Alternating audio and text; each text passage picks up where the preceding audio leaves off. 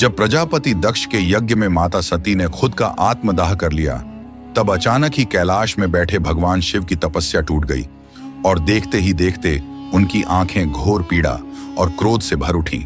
तब भगवान शिव के उस भयंकर क्रोध से सारा कैलाश पर्वत ही किसी जलती हुई अग्नि के समान दहल उठा। भगवान शिव की उस पीड़ा ने इतना प्रलयकारी रूप लिया जिसको देखकर सारा संसार ही खौफ से भर उठा, मानो सारी धरती और सारा आकाश ही भगवान शिव के क्रोध में भस्म हो जाएगा।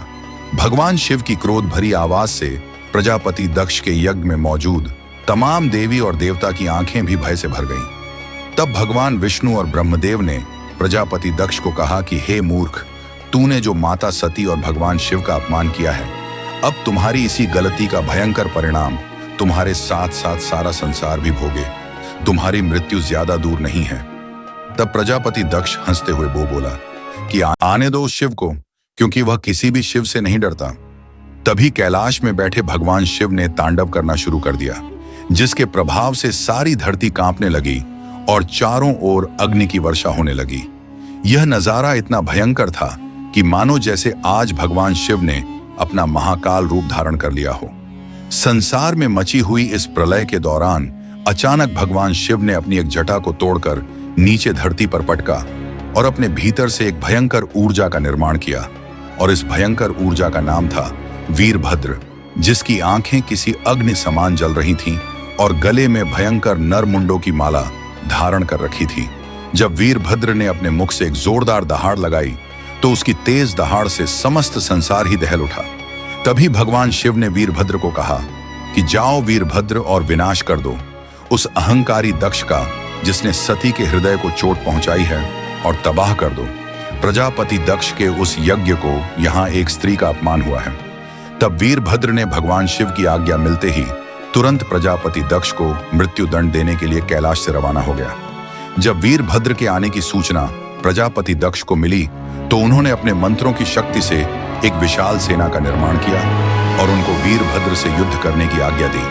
पर शायद प्रजापति दक्ष इस बात से अनजान थे कि जिनके सामने वो अपनी विशाल सेना को तैनात किए हुए हैं, वह वीरभद्र खुद ही भगवान शिव का ऐसा रुद्र रूप है जिसके आगे खुद बड़े से बड़े देवता भी घबराते हैं।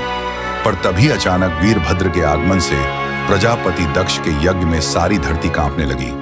यज्ञ की आग और ज्यादा दहल उठी। वीरभद्र के भयंकर और क्रोध भरे रूप को देखते ही प्रजापति दक्ष और उनकी विशाल सेना भी घबरा गई।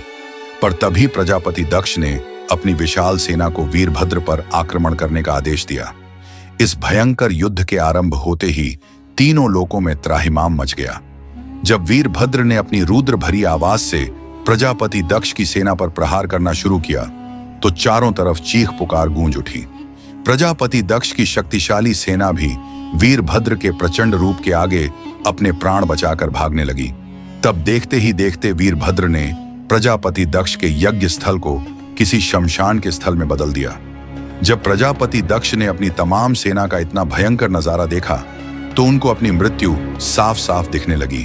तब खौफ के मारे प्रजापति दक्ष ने अपने प्राण बचाने के लिए भगवान विष्णु से गुहार लगाना शुरू कर दिया। भगवान विष्णु भी अपने भक्त प्रजापति दक्ष की पुकार सुनते ही युद्ध के मैदान में आते हैं। जब प्रजापति दक्ष ने भगवान विष्णु को देखा तो उनसे अपने प्राणों की रक्षा की विनती की, लेकिन तभी धन्यवाद।